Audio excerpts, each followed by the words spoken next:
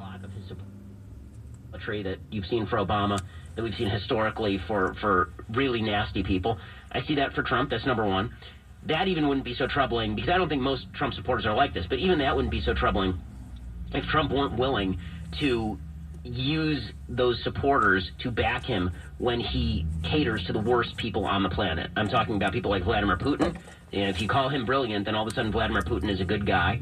And the KKK, and there are a lot of people on the right who are dismissing the whole interview that he did with Jake Tapper, where Jake Tapper asked him repeatedly about David Duke and the KKK, and he said he didn't know them, which was an absolute lie. 2 days before, he had said that he disavowed David Duke and the KKK, and then 3 days before the Louisiana primary, suddenly he forgets who David Duke is and the KKK. And by the way, since I've started attacking Trump, I get direct tweets from David Duke and the KKK about how dare you attack Trump. Capital letters never forget, right, from David Duke and the KKK, and Trump is happy to cater to those people. This doesn't mean he's a racist, doesn't mean that he's a Hitlerian figure. It does mean that he's a politician of ego who is driven primarily by self-aggrandizement, and that's frightening to me.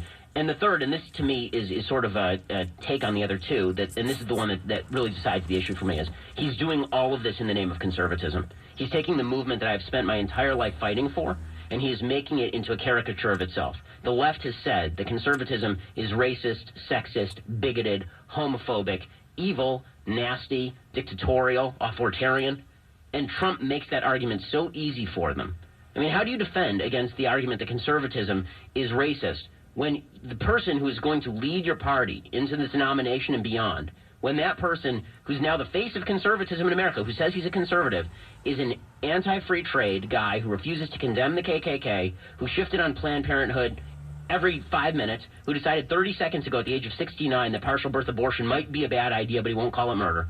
I mean, this is the person who you're going to get behind so you're going to save the country for what? So we move the country toward the cliff at 50 miles an hour instead of 60 miles an hour, right, and we lose the only real hope that we can ever put the country into reverse. Which is authentic conservatism. So here's a question for you. What if Donald Trump said, look,